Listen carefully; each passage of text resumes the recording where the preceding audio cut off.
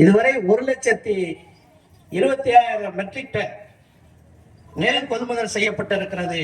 தற்போது வரை நான் ஏற்கனவே குறிப்பிட்டது போல பட்டா இந்த மாவட்டத்தில் மட்டும் 47,606 நபர்களுக்கு இலவச வீட்டுமனை பட்டாவையும் வழங்கி இந்த மக்களை பாதுகாத்திருக்கிற முத்துவேல் கருணாநிதி ஸ்டாலின் அவர்கள் யாருக்கும் தலைகுனிய விடமாட்டேன் என்கிற உணர்வோடு பணியாற்றிக் கொண்டிருக்கிற தலைவர் நம்முடைய முதலமைச்சர் அவர்கள். அவருடைய ஆட்சி தொடர்ந்திட வேண்டும்.